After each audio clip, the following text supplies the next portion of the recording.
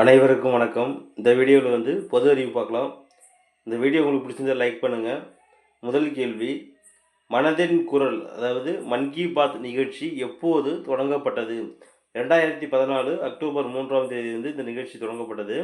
பிரதமர் நரேந்திர மோடி பார்த்திங்கன்னா ஒவ்வொரு மாதமும் இறுதி ஞாயிற்றுக்கிழமைகளில் மனதின் குரல் என்னும் வானொலி நிகழ்ச்சி மூலம், இந்த மனதின் குரலுங்கிறது வானொலி நிகழ்ச்சி, மனதின் குரல் என்னும் வானொலி நிகழ்ச்சி மூலம் நாட்டு மக்களுக்கு உரையாற்றி வருகிறார். மனதின் குரல் நிகழ்ச்சி பார்த்திங்கன்னா மொத்தம் 11 அயல்நாட்டு மொழிகள் மொழிமாற்றம் செய்யப்பட்டு ஒளிபரப்பப்பட்டு வருகிறது. 100வது மனதின் குரல் நிகழ்ச்சி பார்த்திங்கன்னா 2023 ஏப்ரல் 30 அன்று ஒளிபரப்பானது.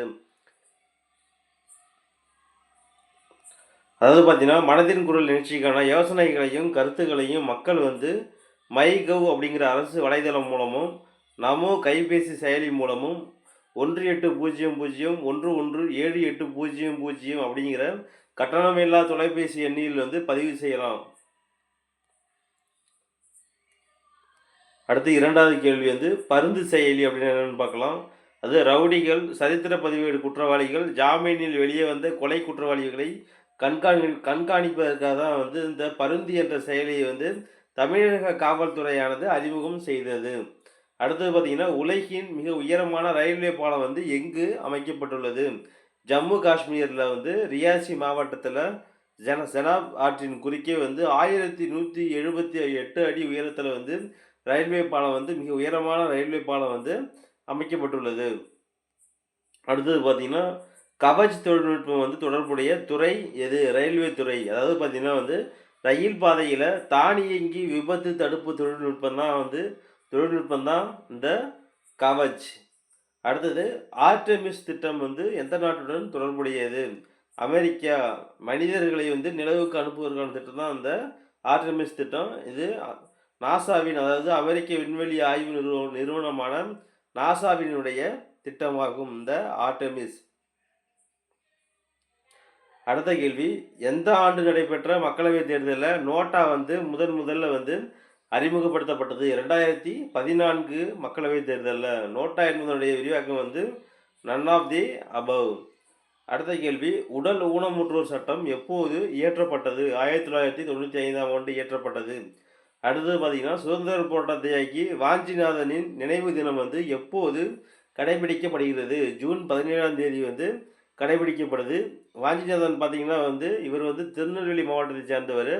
வஉசி, சுப்பிரமணிய சிவா இவர்களை திருநெல்வேலி ஆட்சியராக அப்போது இருந்த Robert William d'Escourt Ashe என்பவர் கைது செய்து துன்புறுத்திய இந்த சம்பவம் வாஞ்சிநாதனுடைய மனதை மிகவும் பாதித்தது.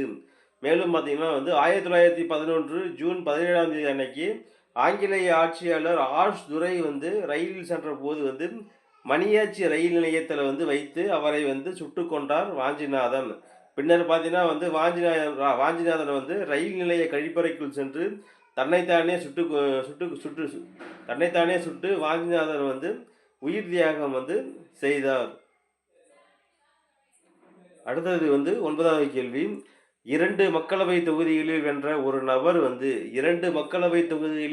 ஒரு நபர் தேர்தல் முடிவு வெளியான நாளிலிருந்து எத்தனை நாட்களுக்குள் ஏதேனும் ஒரு தொகுதியின் எம்பி பதவியை ராஜினாமா செய்ய வேண்டும்? 14 நாட்களுக்குள். அடுத்த கேள்வி, இயற்கை எரிவாயு மூலம் இயக்கப்படும் அரசு பேருந்துகள் தமிழ்நாட்டில் முதல்ல எந்த மாவட்டத்தில் பயன்பாட்டுக்கு வந்தது? ராமநாதபுரம் மாவட்டத்தில்.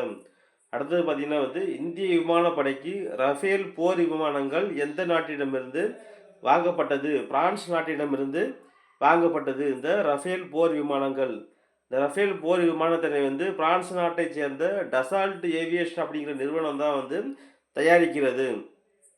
அடுத்தது பார்த்தீங்கன்னா G7 கூட்டமைப்பு பொருளாதாரத்தில் முன்னேறிய Italy, Canada, France, Germany, Japan, England, America இந்த ஏழு முதலாளித்துவ நாடுகளின் அமைப்பு தான் G7 என்று அழைக்கப்படுது. 1973ஆம் ஆண்டில் G7 அமைப்பானது தொடங்கப்பட்டது. அடுத்த கேள்வி நேட்டோ அமைப்பு. நேட்டோ என்னன்னு பார்த்தீங்கன்னா நார்த் அட்லாண்டிக் ட்ரெட்டி ஆர்கனைசேஷன் என்னுடைய சுருக்கம் தான் நேட்டோ. வடக்கு அட்லாண்டிக் இது வந்து வடக்கு அட்லாண்டிக் ஒப்பந்த அமைப்பு தான் வந்து நேட்டோ அமைப்பு. இந்த நேட்டோ அமைப்பினுடைய தலைமையகம் வந்து பிரசல்ஸ்ல, அதாவது பெல்ஜியம் நாட்டின் பிரசல்ஸ் நகர்ல தான் வந்து அமைந்திருக்கு. நேட்டோ அமைப்பில வந்து மொத்தம் 32 நாடுகள் வந்து உறுப்பினர்களாக உள்ளன. நேட்டோ அமைப்பில வந்து 32வது நாடாக இணைந்த நாடு எதுன்னு பார்த்தீங்கன்னா வந்து ஸ்வீடன். அடுத்தது 14வது கேள்வி. நதிநீர் பிரச்சனைகள் சட்டம் எப்போது இயற்றப்பட்டது? 1956ஆம் ஆண்டு இயற்றப்பட்டது. அரசியலமைப்பு சட்டத்தின் 262வது பிரிவின் கீழ் வந்து இந்த நதிநீர் பிரச்சனைகள் சட்டமானது நாடாளுமன்றத்தில் வந்து நிறைவேற்றப்பட்டது. அடுத்தது சுதந்திர இந்தியாவின் முதல் மக்கள் தொகை கணக்கெடுப்பு எப்போது நடத்தப்பட்டது? 1951ஆம் ஆண்டு, அதாவது பிப்ரவரி 9 முதல் 28 வரை வந்து இந்த சுதந்திர இந்தியாவின் முதல் மக்கள் தொகை கணக்கெடுப்பானது நடைபெற்றது.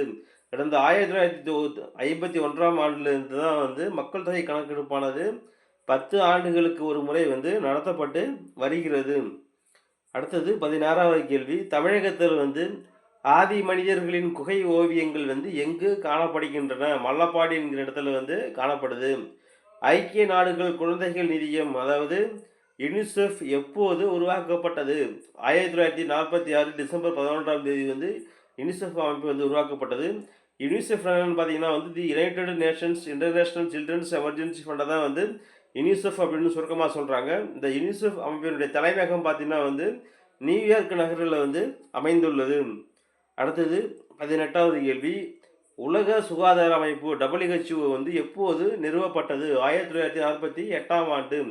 WHO அப்படின்னா அதனுடைய விரிவாக்கம் என்னன்னு பார்த்தீங்கன்னா வந்து வேர்ல்டு ஹெல்த் ஆர்கனைசேஷன். இந்த உலக சுகாதார அமைப்பின் தலைமையகம் வந்து ஜெனீவாவில், அதாவது சுவிட்சர்லாந்து நாட்டின் ஜெனீவா நகரில் தான் வந்து அமைந்துள்ளது.